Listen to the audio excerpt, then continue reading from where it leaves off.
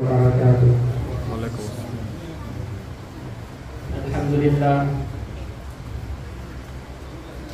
لله رب العالمين والصلاة والسلام على أشرف الأنبياء والمرسلين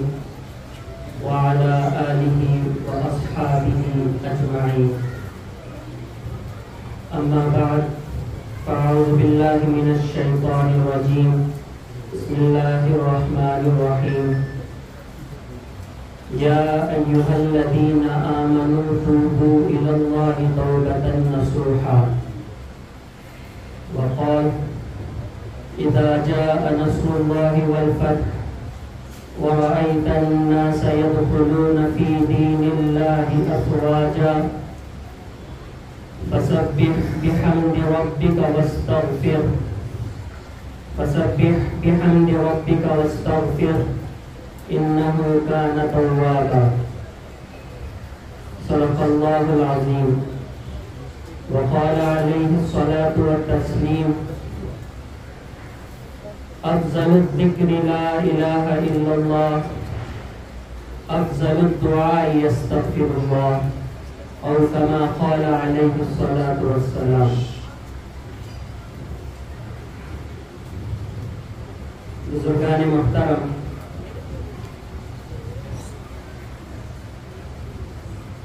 آپ حضرات کے سامنے حاضر ہوں اور میرے عزیز مولانا شیخ منیر صاحب رشادی دامت برکاتہم نے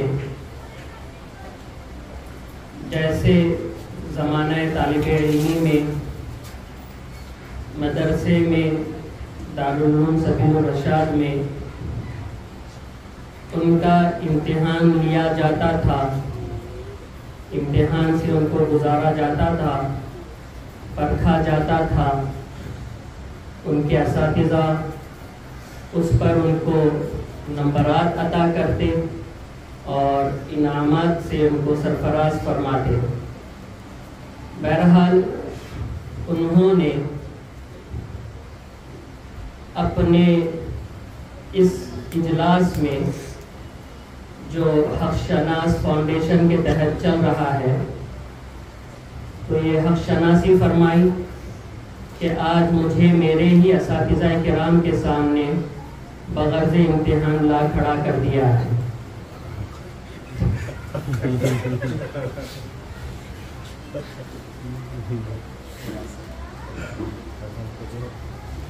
لیکن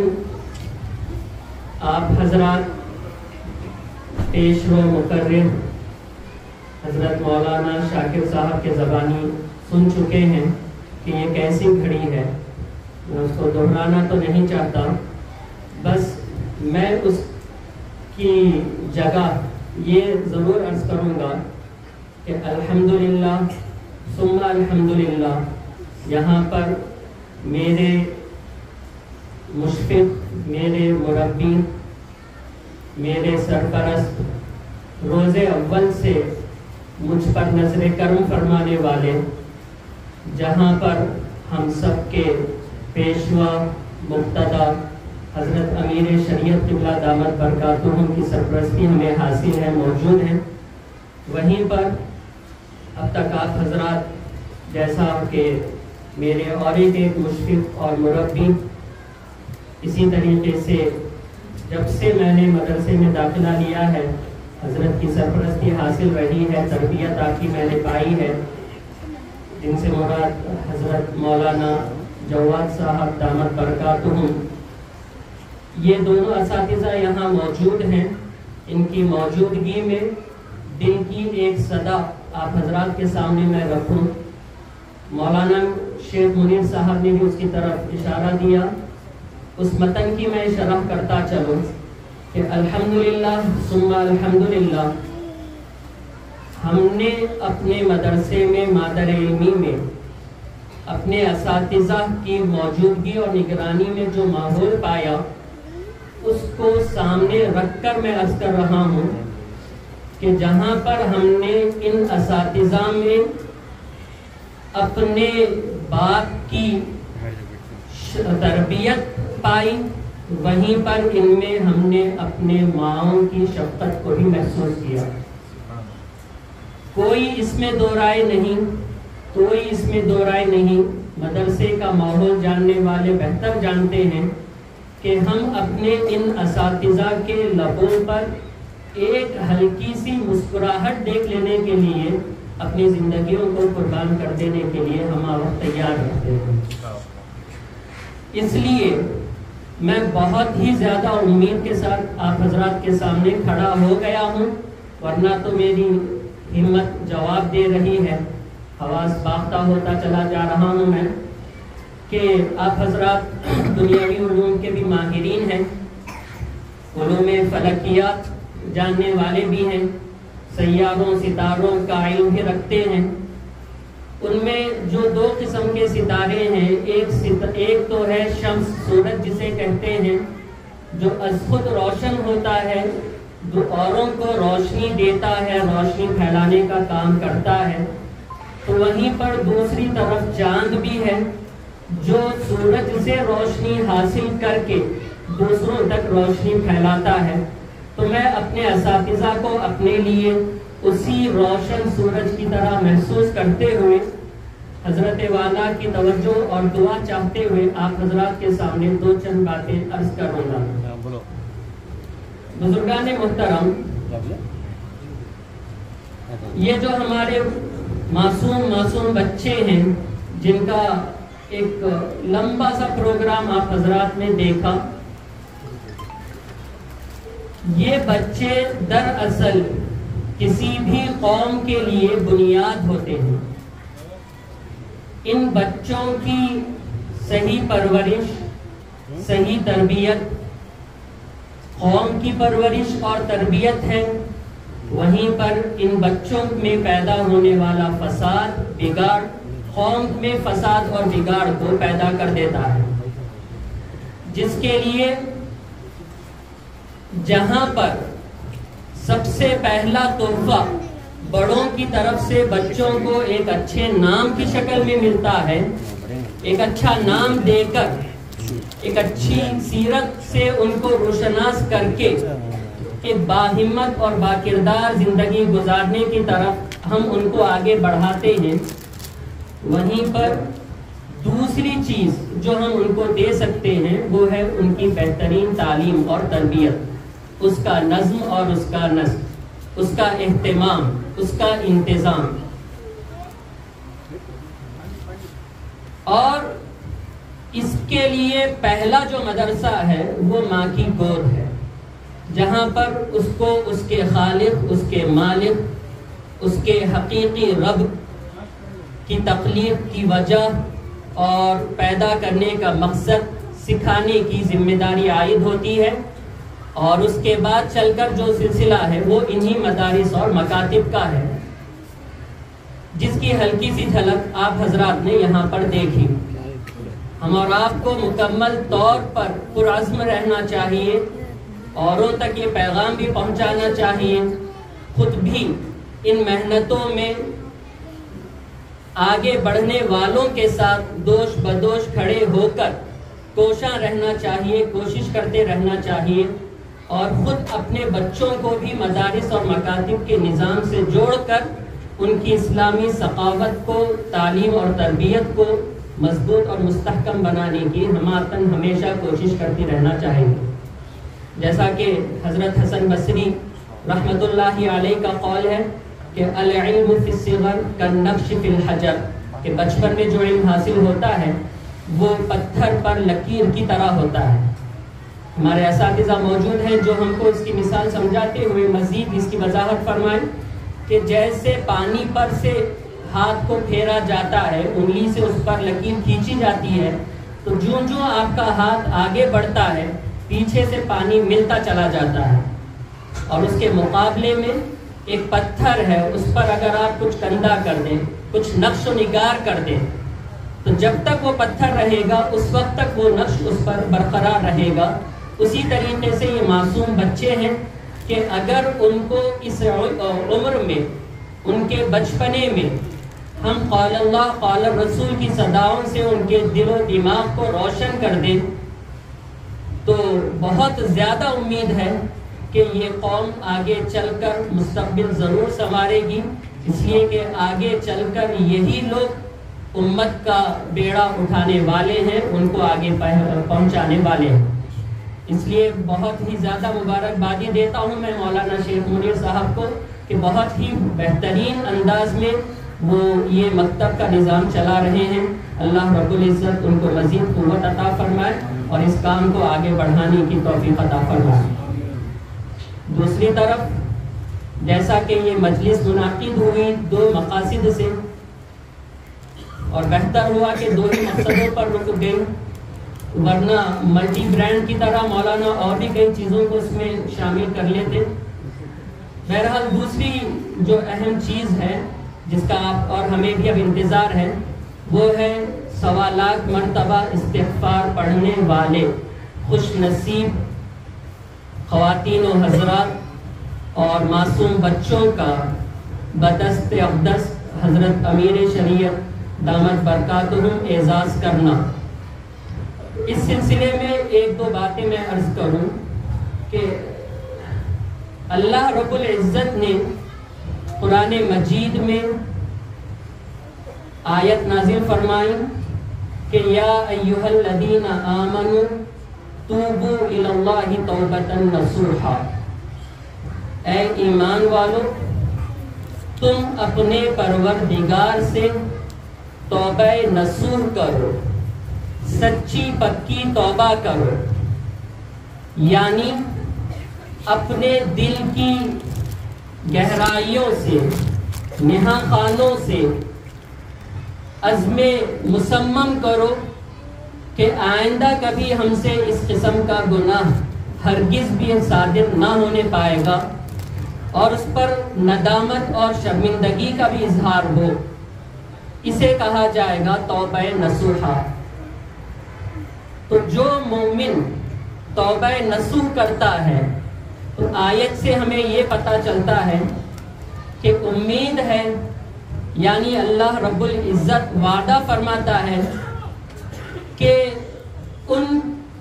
سچی پکی توبہ کرنے والے مومنین اور مومنات کی اللہ رب العزت ان کے گناہوں کو معاف فرما دے، مغفرت فرما دے اور ان کو جنت کے ایسے حسین اور خوشنما خوش منظر باغات میں داخل فرما دے کہ جن کے نیچے سے نہریں بہتی ہوں گی۔ حضرت امام محمد ابن کعب سے پوچھا گیا کہ حضرت ذرا ہمیں یہ بتا دیجئے کہ توبہ نصوح کیا ہے۔ بڑی تفصیلی گفتگو میں آپ نہیں گئے، بس آپ نے اشارہ یہ دے دیا کہ توبہ نصوح دراصل 4 چیزوں کے مجموعے کا نام ہے۔ جس کی توبہ میں یہ 4 چیزیں جمع ہو جائیں وہ توبہ نصوح کرنے والا ہے۔ کیا ہیں وہ 4 چیزیں جس کو امام محمد ابن کعب توبہ نصوح کا مجموعہ قرار دے رہے ہیں؟ تو غور فرمائیے، ان میں سب سے پہلی چیز جو ہے وہ ہے اپنی زبان سے استغفار کرنا، اپنی زبان سے توبہ کرنا، اپنی گناہوں میں لت پت زبان سے اقرار کرنا، اللہ سے معافی مانگنا، یہ پہلا جز ہوا۔ اور اس کے بعد باری آتی ہے دوسرے نمبر پر کہ فوری طور پر بالفور اپنے اعضائے جوارح سے، اپنے ظاہری اعضاء سے ان گناہوں سے باز آ جانا، یعنی آپ کے جو ظاہری اعضاء ہیں ان سے جو گناہ سرزد ہوتے ہیں ان قسم کے گناہوں سے آپ اپنے آپ کو روک لیں، باز آ جائیں۔ آنکھ ہے تو آنکھ کے گناہ الگ، ہاتھ ہے تو اس کے گناہ الگ، کان ہے، زبان ہے، اس سے ہونے والے گناہ الگ ہیں، پیر ہیں کہ کسی گناہ کی چیز کی طرف اس سے چلا جا رہا ہے تو یہ گناہ الگ، تو بہرحال یہ جو مختلف قسم کے گناہ ہیں، اشارہ بس دے رہا ہوں، ان گناہوں سے فی الفور رک جانا یہ دوسرا حصہ ہے۔ اس کے بعد تیسرے نمبر پر ہے کہ اپنے دل سے مکمل عزم کرنا کہ آئندہ پھر کبھی میری زندگی میں ایسا گناہ نہیں ہو پائے گا، یہ تیسری چیز ہوئی۔ اور پھر سب سے آخر میں اور ایک اہم چیز جو حضرت امام محمد نے بیان فرمائی وہ یہ ہے کہ علی الفور اپنی غلط صحبتوں کو ختم کر دینا، برے دوست اور احباب سے، بری بیٹھکوں سے باز آ جانا اور ان کو خیر بات کہتے ہوئے جدا ہو جانا ہے۔ ان چار چیزوں کے مجموعے کو امام محمد ابن کعب نے توبہ نصوح فرمایا ہے کہ الاستغفار باللسان والاقلاع بالابدان وازمار ترک العود بالجنان ومہاجرت سیء الاخوان۔ ان چار چیزوں کا مجموعہ میں سمجھتا ہوں کہ توبہ نصوح ہے۔ یہ تو اللہ رب العزت کا فضل و کرم ہے، اللہ کا احسان ہے، ورنہ اگر اللہ رب العزت کا عدل و انصاف ظاہر ہو جائے، ہم اور آپ کے سامنے آ جائے، تو پھر ہمارے ہونے والے چھوٹے سے چھوٹے گناہ جس کو ہم گناہ صغیرہ کہتے ہیں یہ بھی کسی گناہ کبیرہ سے کم نہیں ہوں گے اگر اللہ رب العزت انصاف کرنے پر آ جائے، اس لیے کہ اس کی جلالت، اس کی عظمت، اس کا قہر، اس کا غضب اور لامتناہی احسانوں کے بدلے بے پناہ احسانات کے باوجود محسن کے احسانوں کو فراموش کرتے ہوئے ظاہر ہے اگر کوئی خلاف عمل کرے گا تو محسن اس کو برداشت نہیں کرے گا، لیکن پھر بھی اسی کا فضل ہے، اسی کا کرم ہے، اسی کا احسان ہے، اسی صفت کا غلبہ ہے ہمارے سامنے کہ وہی ذات باری تعالی ہمارے بڑے بڑے گناہوں کو بھی گناہ صغیرہ کے طور پر بنا دیا ہے، بلکہ مخفی شے بنا کر رکھ دیا ہے، گویا کہ کچھ ہوا ہی نہیں، جیسا کہ اس پر کچھ روشنی پیشرو مقرر نے بھی ڈالی تھی۔ مگر استغفار سے ہم اور آپ کو چھٹکارا نہیں، بہت ہی اہم ترین جز ہے یہ، جیسا کہ دوسری آیت، دوسری سورت مختصر سی جو ہم اور آپ میں سے ہر ایک کی زبان پر ہے، ارشاد باری تعالی ہے کہ اذا جاء نصر اللہ والفتح ورأیت الناس يدخلون فی دین اللہ افواجا فسبح بحمد ربک واستغفر انہ کان توابا۔ خطاب محبوب کا، اللہ رب العزت کا اپنے حبیب سرکار دو عالم صلی اللہ علیہ وسلم سے ہے کہ اذا جاء نصر اللہ والفتح، کہ اے پیغمبر صلی اللہ علیہ وسلم جب اللہ کی مدد آ جائے اور اس کے فتح کی نشانیاں آپ کے سامنے ظاہر ہو جائیں فتح مکہ کی شکل میں، من جملہ ان آثار اور علامتوں میں سے ایک علامت یہ بھی ہے کہ وَرَأَيْتَ النَّاسَ يَدْخُلُونَ فِي دِينِ اللَّهِ أَفْوَاجًا، کہ آپ لوگوں کو دیکھیں گے کہ وہ دین میں فوج در فوج، جوق در جوق، جماعت بہ جماعت داخل ہو رہے ہیں، شامل ہو رہے ہیں، اپنی جہالت سے توبہ کر کے اللہ کا دامن تھام رہے ہیں، اللہ کے سایہ رحمت میں آ رہے ہیں۔ یہ بھی ان علامتوں میں سے ایک علامت ہے، اور جب یہ علامت بھی ظاہر ہو جائے، جب آپ لوگوں کو فوج در فوج دین کے آغوش میں آتا دیکھ لیں تو سمجھ لیں کہ دنیا میں آپ کی تشریف آوری اور اسی طریقے سے آپ کی بعثت، آپ کو مبعوث کرنا، آپ کو نبی بنانے کا مقصد جو تھا، دین کی جو تبلیغ کا مقصد تھا، وہ اب پورا ہو گیا پیغمبر، اور آپ جو تکالیف، آلام، مصیبتیں سہا کرتے تھے وہ سہنے کا دور ختم ہوا نا پیغمبر، لہٰذا اب آپ ہمارے پاس چلے آئیں، آپ اس دنیا سے پردہ فرما کر ہمیشہ ہمیش کے لیے اطمینان بھری زندگی میں اپنا قدم تو بڑھائیے۔ اور اس کی تیاری کیسے ہو؟ فَسَبِّحْ بِحَمْدِ رَبِّكَ وَاسْتَغْفِرْ، کہ اپنے پروردگار کی آپ تسبیح و تقدیس کریں اور استغفار کریں۔ فرما کون رہا ہے؟ اللہ رب العزت۔ اور کن سے فرما رہا ہے؟ وجہ کن فیکون سے، سید الاولاق سے، میرے اور آپ کے آقا سے، جن کے بارے میں ہم وہم و گمان بھی نہیں کر سکتے۔ آپ سے فرمایا جا رہا ہے کہ فَسَبِّحْ بِحَمْدِ رَبِّكَ وَاسْتَغْفِرْ، آپ مغفرت طلب کیجئے، استغفار کیجئے، اور بے شک بلا شک و شبہ انہ کان توابا، آپ اپنے پروردگار کو بارہا بخشنے والا، توبہ قبول کرنے والا پائیں گے۔ ماں عائشہ صدیقہ رضی اللہ عنہا، جن کے بے شمار احسانات ہم اور آپ پر ہیں، خصوصاً ماؤں بہنوں پر ہیں،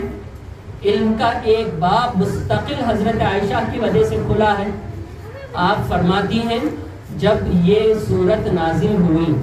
تو اس کے بعد سرکار دو عالم صلی اللہ علیہ وسلم کا یہ معمول ہو گیا تھا کہ ہر فرض نماز کے بعد آپ استغفار فرمایا کرتے تھے۔ سبحانک ربنا وبحمدک اللہم اغفر لی، اس قسم کی دعا آپ کیا کرتے تھے۔ ام سلمہ رضی اللہ عنہا کی بھی روایت ہے کہ سرکار دو عالم صلی اللہ علیہ وسلم چلتے پھرتے اٹھتے بیٹھتے بارہا مغفرت طلب کیا کرتے تھے۔ سبحان اللہ و بحمدہ استغفر اللہ و اتوب الیہ، سبحان اللہ و بحمدہ استغفر اللہ و اتوب الیہ، مستقل یہ ورد آپ کی زبان پر رہا کرتا تھا، زبان مبارک پر۔ حضرت ابو ہریرہ رضی اللہ عنہ فرماتے ہیں اس سورت کے نزول کے بعد ہم نے آپ کو اپنی عبادتوں میں، انفرادی عبادتوں میں اتنی محنتیں کرتے ہوئے دیکھا اور پایا کہ جس کی وجہ سے آپ کے قدم مبارک پر ورم آ جایا کرتا تھا، پھول جایا کرتے تھے، سوکھ جایا کرتے تھے۔ یہ تھا مغفرت طلب کرنے کا انداز ہمارا آپ کے آقا سرکار دو عالم صلی اللہ علیہ وسلم۔ اور اسی کی ترغیب دلاتے ہوئے سرکار دو عالم صلی اللہ علیہ وسلم نے یہ بھی فرمایا کہ افضل الذکر لا الہ الا اللہ و افضل الدعاء استغفر اللہ، کہ جہاں پر بہترین ذکر اللہ رب العزت کی وحدانیت کا اقرار کرنا ہے، جیسا کہ الحمدللہ ہمارے مدرسے میں بھی اس کا معمول ہے، بارہا حضرت محتمین صاحب دامت برکاتہم نماز فجر کے بعد اس کی نصیحت بھی فرمایا کرتے ہیں، اور نصیحت کے بعد طلباء کو اور اس موقع پر رہنے والے اساتذہ کو، مدرسے کے عملے کو ذکر جہری بھی کرایا کرتے ہیں۔ دعا فرمائے یہ سلسلہ جاری رہے اور اس کے برکات ہم مدرسے میں محسوس کرتے رہیں۔ تو افضل الذکر لا الہ الا اللہ اور افضل الدعاء استغفر اللہ، یہی استغفار ہے کہ جس کی مجلس یہاں پر منعقد ہے، اور یہ بس ہم اور آپ کو اور ہماری طبیعتوں میں اس کی عادت بنانے کا ایک ذریعہ ہے، ایک طریقہ ہے۔ میں سمجھتا ہوں یہ گویا اللہ رب العزت ہی کی طرف سے مولانا محترم کے ذہن میں یہ بات آئی، آپ نے اس کی ترغیب دلائی، اور اس ترغیب پر بے شمار لوگوں نے لبیک کہتے ہوئے اس کو اپنا معمول بنایا، اور امید ہے حضرت بھی دعا فرمائیں گے کہ تا حیات یہ ہمارا معمول بنا رہے گا۔ جیسے کہ سرکار دو عالم صلی اللہ علیہ وسلم کے بارے میں بھی ایک دو حدیثیں آئیں کہ دن میں 70 مرتبہ 100 مرتبہ آپ استغفار فرمایا کرتے تھے، تو اتنے پر کم سے کم ہم اور آپ ضرور بھی ضرور عمل پیرا ہوں گے۔ بس آخر میں دعا ہے کہ اللہم اجعلنا من الذین اذا احسنوا استبشروا واذا اساءوا فاستغفروا، کہ اللہ رب العزت ہمیں ان لوگوں میں سے بنا دے، ہمیں ان لوگوں میں سے بنا دے جو اپنی زندگیوں میں نیک عمل کرتے ہیں تو خوش ہوتے ہیں، تیری تعریف کرتے ہیں، اور جب ان سے کوئی گناہ سرزد ہو جاتا ہے تو فی الفور وہ استغفار کرتے ہیں۔ اللہ رب العزت سے بس اسی دعا کے ساتھ میں اپنی بات کو ختم کرتا ہوں۔ اساتذہ کرام سے بھی میں معذرت چاہتا ہوں کہ اتنی دیر آپ حضرات کو میں نے اپنی سماع فراشی سے تکلیف فرمائی، مجھے معاف فرمائیں اور ضرور میری اصلاح فرمائیں۔ وآخر دعوانا الحمدللہ رب العالمین۔